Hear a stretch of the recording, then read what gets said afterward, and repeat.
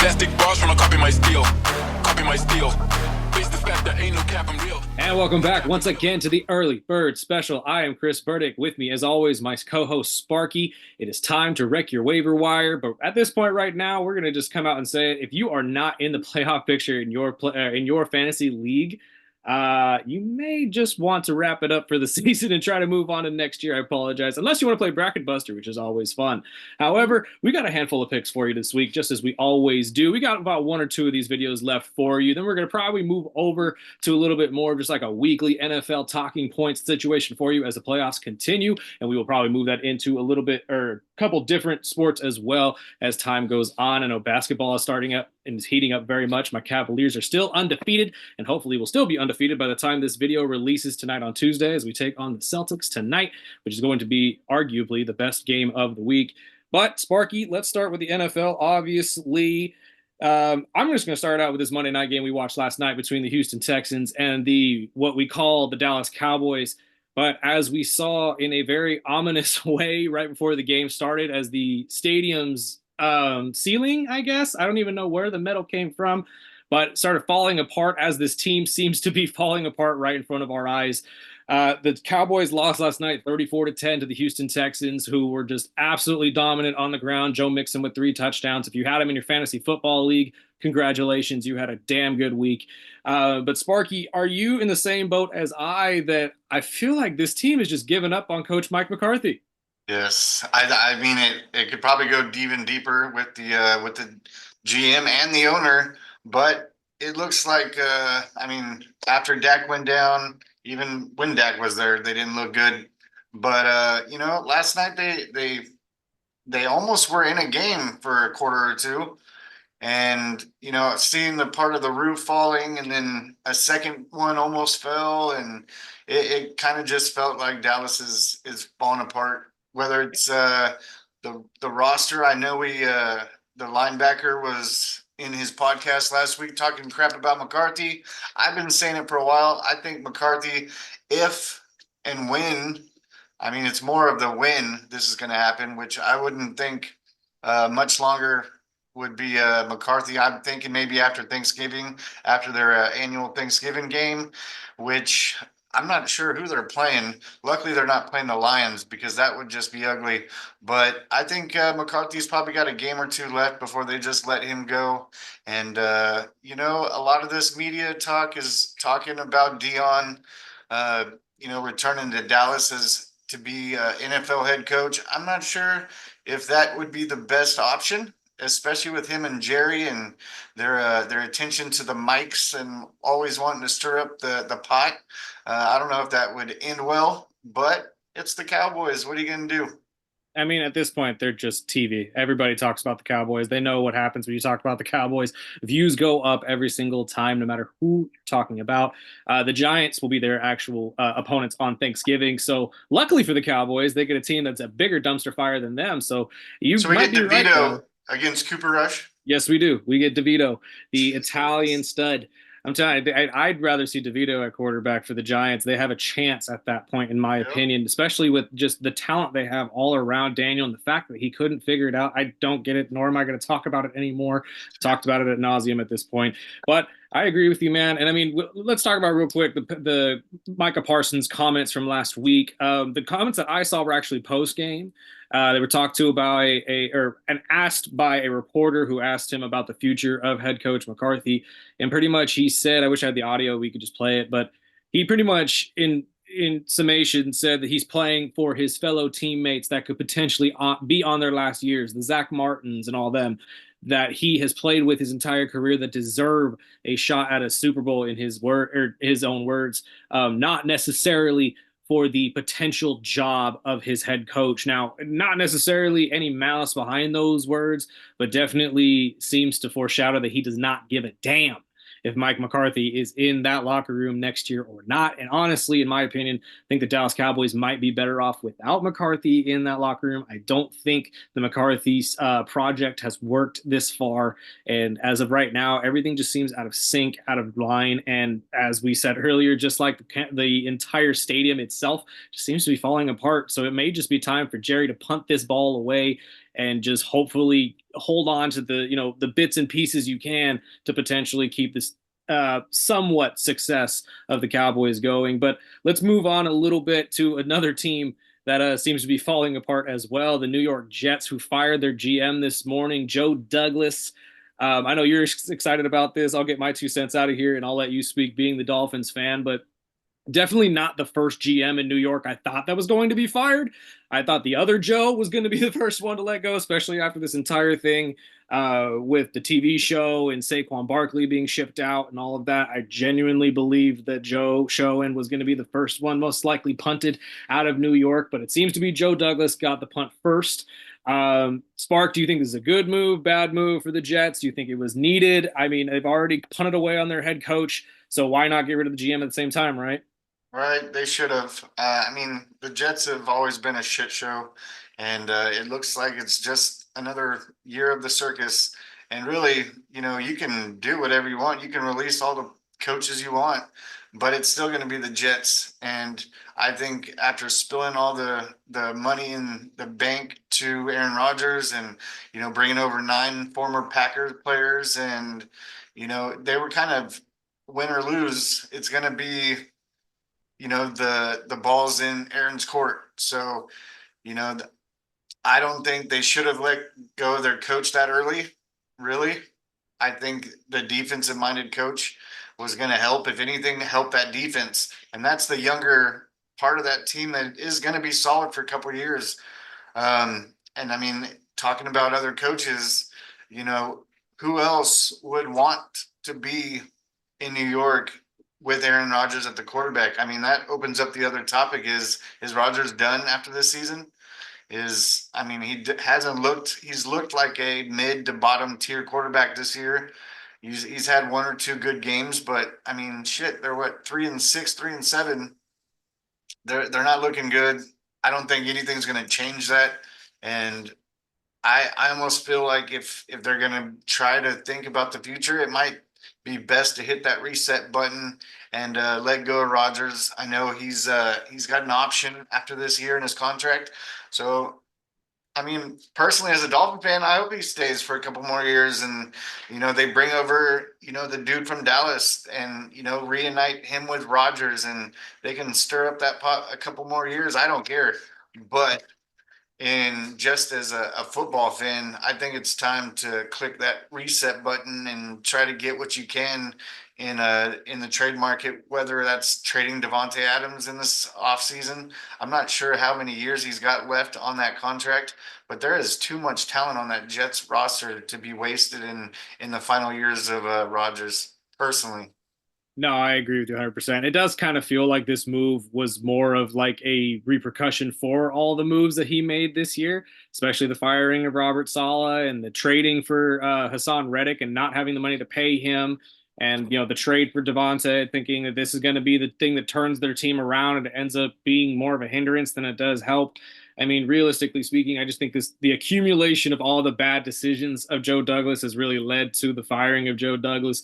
And it just shows that the Jets aren't willing to put up with this, which if you're a Jets fan, that's good news for you, because obviously that means they are desperately looking for something to move along, because let's not forget, they're not necessarily completely out of the playoff discussion right now. They need a lot of things to go well, and they have to win out. There is no question about it. They're at 3-8 right now with a 2% chance of making it. But realistically speaking, we've seen crazier things happen in the NFL. I mean, right now, Sparky, let's move into the NFL talk, or I'm sorry, the playoff talk real quick, with your Miami Dolphins hanging on to their playoff hopes by a thread as well, along with the Cincinnati Bengals and the Colts. The Colts have the best chance right now at 5-6 and potentially sneaking into a final wild card spot over the Denver Broncos or one of those teams. However, your Miami Dolphins and the Cincinnati Bengals currently sitting at 9% chance. What do you think your chances are at the Dolphins potentially squeaking out that final wild card spot? I mean, they're starting to groove. It's kind of the opposite of what has been the story for the Dolphins. They've usually started out hot and then kind of fizzled out in December. I think with the injuries early in the season, it was hurt. I mean, obviously, besides the Tua deal for 5 weeks, there was other players. Tyreek's playing with hurt wrist. There's been running backs playing the musical chairs pretty much. Mossert's been hurt. He comes back. He had a hell of a game. Then he fumbles twice. They benched him last week, and he looked better this week. So, playoff chances. It's the football. I mean, it's the NFL. There's always going to be a Disney story at the end of the season. Personally, you know, when you look at the teams that are remaining that are fighting for these bottom three spots, whether that's Denver, Indy, Cincinnati, Miami, Pittsburgh with the big win over the Ravens, kind of put the Ravens and Cincinnati kind of battling out. One of those teams is going to get one of those wild card spots. So, I mean, it's going to get crazy. And I mean, looking at the schedules for, Denver, Indy, Cincinnati, and Miami, Miami and Cincinnati, I believe, have the better, on paper, a better schedule. I mean, the Dolphins still haven't played the Jets, so they're going to play them twice. They got the Packers on Thanksgiving night. They've got the Patriots this week. None of those games, you can look at them. We have the Browns. We still have to play Cleveland. We have to play the 49ers, who are 5-5. I mean, no one, you look at those standings right now, and everyone's scratching their head besides, the teams like the Chiefs, who just lost to Buffalo. Buffalo is, are playing hot right now, but anything could happen. And, I'm going to, take a quote out of my boy Johnny Smith this morning. He's saying we're just happy to be in the situation we are, playing good football. We're on a winning streak, the first winning streak of the season, and hopefully the better football is still haven't been played yet. So I'm hoping Miami can start putting this shit together, and 1 week at a time, baby. At this point right now, the wild card standings are sitting with the Chargers at that first spot with 7-3, Baltimore 7-4 right behind them, and Denver at 6-5 right behind them at number 7. I think your best chances right now is hopefully Denver and or the Chargers falling back, or maybe Pittsburgh. Their offense, although beating Baltimore last week, did not look great whatsoever. I wouldn't be super excited about that win. Although Pittsburgh and Baltimore every single time is a defensive just I battle. believe Denver So and the Chargers play each other one more time this season. So, I mean, one of them's yes, going to lose. at some point.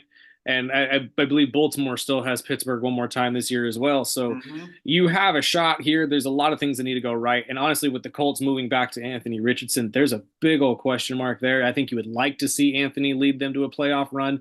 But at the same time, as we've seen, their offense is just nothing but inconsistencies. I'll get to that with our picks because I have a Yeah, he handful. They have looked a good this handful. week, but he looked like shit But the week before. So and they still barely beat it's football, baby. they You still never yeah. know. And they The coach, my high school football coach, always told me, let's control what we can't control. So you go out there and win the games, let the other shit fall into place. So as a Dolphin fan, I'm gonna tell the team the same thing. Go out there and win each week, 1 week at a time, and hopefully everything else will fall into place. Moving over to the NFC real quick before we get to our picks. The week 12 ending, it was a little bit of a mix up here, especially with the NFC West still being neck and neck. And the AFC and the NFC South is still well within grasp for a lot of teams as well. Only two teams that seem to be running away with it will be the Lions and the Philadelphia Eagles. Lions sitting at 9-1, the Eagles at 8-2 will continue to dominate most likely looking at the rest of their seasons. But as you look at the West right now with Arizona 6-4, and then the other three teams, the Rams, the Niners, and Seattle, all at 5-5, right on their heels. Then you look at the NFC South, Atlanta at 6-5, with Tampa Bay at 4-6, New Orleans at 4-7, and Carolina at 3-7. Believe it or not, still have a statistical chance as well to make the playoffs. Looking at this going forward, though, I feel like Atlanta will benefit from their weak schedule at the end of the year here. They still have a couple games against their division rivals. And just looking at the NFC West, I don't know who's coming out of this. Because if you sit there and say Arizona's a lock to win this, I wouldn't bet on that whatsoever. The only thing that I would say is if the Rams had their offensive line at full bore here, if they were 110%, I would say the Rams probably would actually be a statistical win here to win their division. But unfortunately, they're struggling with injuries just like your Dolphins are, Spark. But do you have any thoughts on who potentially could sneak out the win here in the NFC West? I mean, overall, the NFC, I'm pulling for Arizona just because I'm a big fan of Cliff Kingsbury. I like the coaching carousel over there in Arizona. I'm I would like to say Arizona, but San Francisco is so hit and miss. It's the same thing as the Rams. Stafford comes out 1 week and can't throw a touchdown against a number 30 ranked defense at the time, which was the Dolphins on a primetime game. Can't score a touchdown. And, the next week he's throwing 4 touchdowns. So, I mean, 1 week Puka and Cup look good. And, really, I don't know what to expect. Purdy, this is a big year for Purdy, that he's supposed to be getting paid this next season. And if he fails to bring that team to the playoffs, or even losing the division, which was pretty much hand gifted to the Niners, it's fucking crazy. And to see right now, I'm looking at the playoff picture, obviously with the Lions sitting at the top, with the Eagles, Cardinals, Falcons at the top of their divisions, which that could bring up another topic because the Falcons are so hit and miss right now. 1 week Cousins throwing 4 touchdowns, the next week he's getting benched in the fourth quarter. So, And you you guys know, wonder why I won't give him his flowers yet. yeah, and one team that I'm looking at is sitting at the seventh spot right now is the Washington Commanders. I think that's a team that can be sneaky good. And if the playoffs ended right now, or if the playoffs started right now, they would be playing the Eagles, and that would be a hell of a game. But if you want to just strictly talk about the NFC West, I'm gonna ride on the Cardinals. I think the Cardinals have the better option or the better chances. And really, one day I'm thinking the Niners are going to have to wake up and start playing 49ers football. And really, it hasn't been like that. So it's really, everyone 2 weeks ago was saying, oh, McCaffrey's back, the Niners are back. And, McCaffrey, I give him his props for going through and getting back into the roster, but he hasn't even looked like the Christian McCaffrey of old. So, I mean, maybe it takes him a couple weeks to get his legs back to where they need to be, but that might just be a little bit too late. That's what I was just about to say. I don't know if they have that much time to get back into this because with Seattle playing bracket buster right now, they have just as much chance as the other two teams do. I'd like to see the Rams actually come up and take this spot, but honestly, if I had to bet right now, it'd probably be the 49ers. If that team can get healthy and they have the most chance of getting healthy, I don't think Arizona can run with them. I like Arizona, but just as we saw a couple years ago, everyone seems to forget that I think it was 2 or 3 years ago when JJ Watt was on the team, they won the division. They were actually undefeated at home, finally got a home game in the playoffs, and then got absolutely shellacked. So, realistically speaking, they haven't made a huge leap, in my opinion, in terms of play. So, I'm going to have to go with the 49ers as you are getting healthy right now, especially with Christian McCaffrey getting healthy. It is a good sight to see for the Niners faithful. But let's move over to our picks real quick, Spark, and get out of here. I got a handful here. I know you got a handful as well. I'm going to start with the running backs real quick. I got two for you to look at. Personally, my king of fantasy football is back, and that is Austin Eckler out in Washington. Believe it or not, this guy, even as the running back number 2, consistently gets over 10 points a game. He did it last week, even with Robinson coming back, had a massive game through the air. And right now, I would just keep on going with the fire, especially since they'll be facing Dallas at home this week.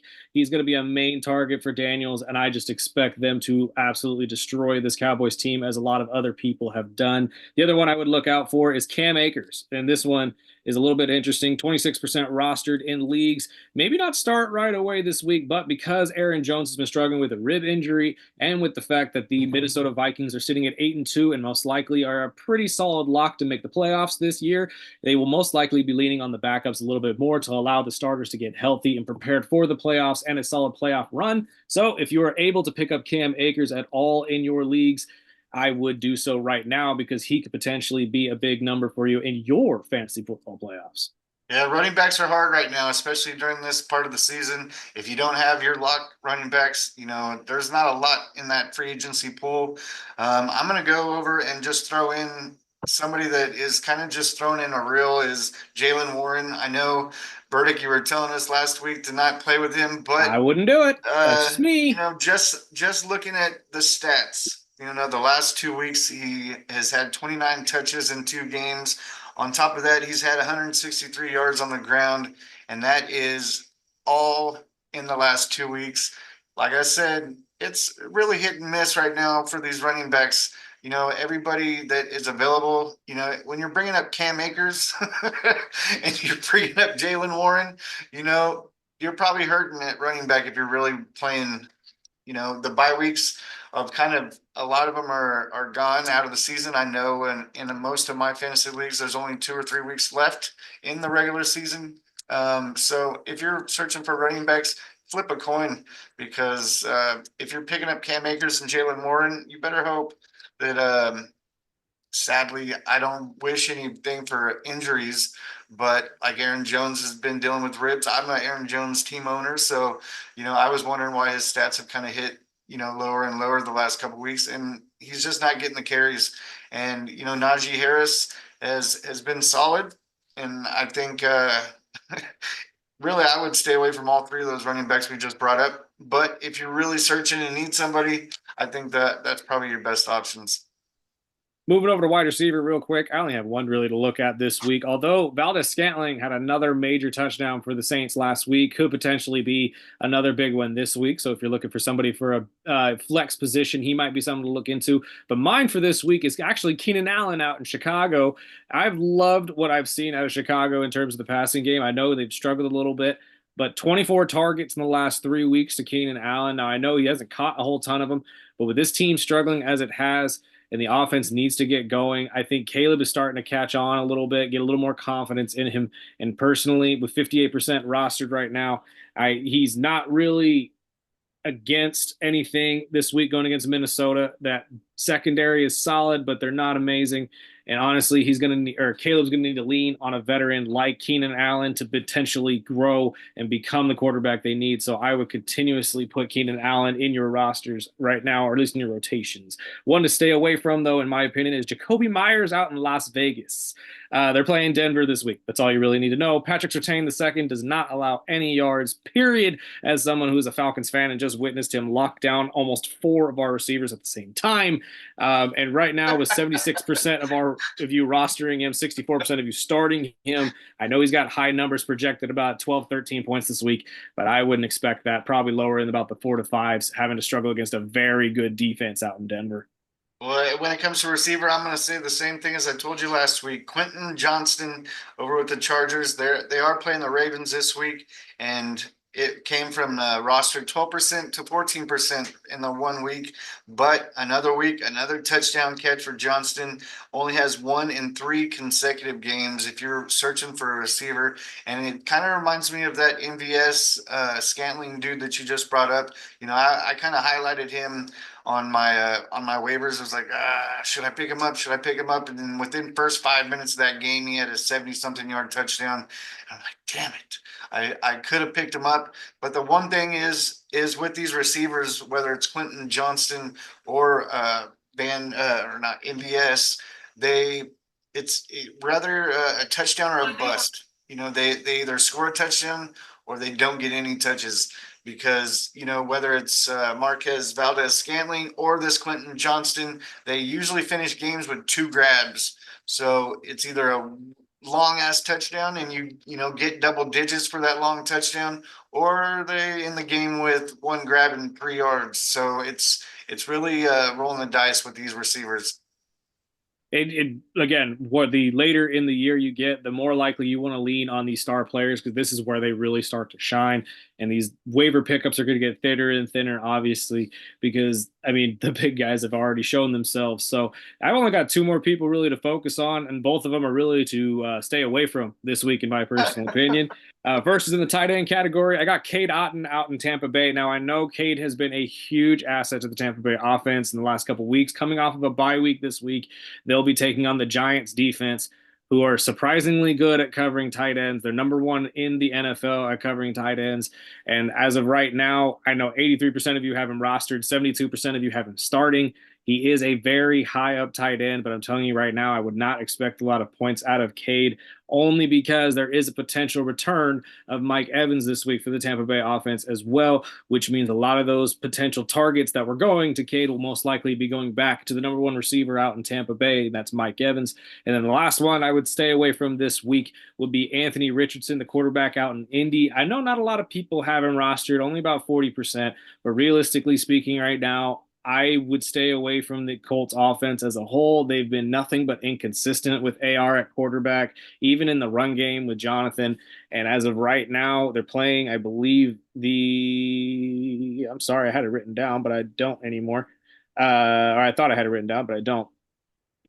But playing against the Jets, they were incredibly inconsistent, obviously. And AR only has 2 games with 17 plus completions this year. Two in the games that he's played. Everything else, it's been 10 or lower.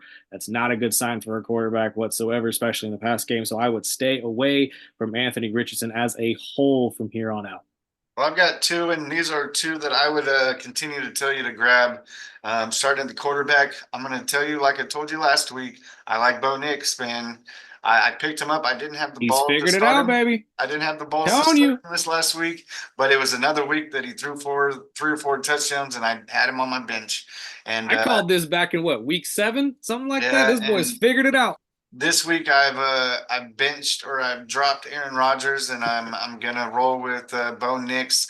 So Bo Nix is playing the Raiders, and if you watch the Tua machine, he just ripped up that offense or that defense in Vegas. Max Crosby, 0 quarterback hurries. Max Crosby, 0 sacks. After all that shit talking in the whole week going up into the Miami game, all he did was run his mouth. And I think Bo Nix is going to do the same. He's going to rip them apart. And, Nix is the first NFL rookie to post a completion percentage of 80 plus, 4 plus passing touchdowns, and 300-yard passing yards in a game. So I'm really hitting on that Bo Nix hype. I listened to a Sean Payton interview this morning on the way to work, and he was saying, man, I worked with a ton of quarterbacks going back to Drew Brees and all these other quarterbacks. He said, but Bo Nix has been the best rookie quarterback I've ever worked with. So I'm gonna roll with Bo Nix as my quarterback, especially because he's playing the Raiders. And But we all laughed at him when he drafted him this year. I just want to point that out. Everyone thought Sean was crazy. I thought Sean was crazy. My last one of the week is tight end. He's only rostered 29%, but my boy Jonnu Smith has found his way in on that Dolphins offense. A lot of defenses have kind of changed their scheme with these West Coast offenses, whether it was the Niners, the Dolphins, the Rams. This West Coast offense where they move and rotate receivers, and they do a lot of these quick passes over the middle. Defense have kind of been sitting on that cover too. So a lot of receivers like Tyreek Hill, the Debos, have their stats this year have gone down, but that makes it better for these types of tight ends, whether it's the George Kittles or it's the Jonnu Smith. And I have to give this guy some props. This is 3 weeks in a row he's had double digits in fantasy. And not only that, but a 55-yard touchdown to win the game last week was awesome to see. So if you got a guy like Cade Otton and you're kind of weary of them going up against the number 1 defense against tight ends, you might want to roll that dice because Jonnu Smith and will be at home against the Patriots. So, if like the Dolphins coach said, if Tyreek and if you guys are going to keep continuing to double up on Tyreek and Waddle, that's just going to make it easier for Jonnu Smith to get these points. So I'm going to end that one with a Dolphin, and hopefully we can get this win over the Patriots because I hate the fucking Patriots. If you don't beat the Patriots, I'd be very shocked. But I am very happy to see Jonnu Smith as a short-time Falcon find some success on a different team. It was very nice to see. Before we wrap it up, too, I'm going to give a shout-out to the Miami Dolphins defense, too. If you haven't picked them up or looked at them this week going against the Patriots, it might be a good pickup if you need a defense or special teams. I know they haven't scored a whole ton of points, but the last 2 weeks in a row, they've looked pretty damn good. So yeah, another guy you might forget about is Calais Campbell has looked good. Absolutely, the ageless wonder. I swear to God, that man. I do miss that man on the defensive line for us, but he has absolutely found it for you guys, and I think he does a better job as a nose tackle for the Dolphins than he ever did as a defensive tackle, defensive end for I Atlanta. mean, So I miss Christian Wilkins, but putting Calais Campbell next to Zach Sealer has been a beautiful thing, and hopefully we get Bradley Chubb here in a week or two. So hopefully the Dolphins can continue to win some games. But check us out on YouTube, Instagram, Facebook, and I believe we are now on TikTok. we are on TikTok. Special baby. Yes. Yeah, check us all out on all social media. Share us, send us around. As we always say, if you enjoyed these picks, please let us know. If they lost a game for you, we apologize, but let us know anyway. We'd love to hear all of it. Look out for our next video here coming up pretty soon. I believe it's going to be another wrestling vid. I'm not 100% sure. I don't know if we've nailed that one down yet, but as always, we'll be pushing out more and more videos for you guys. Share, like, subscribe, all that jazz, and we will catch you in the next one. Peace out.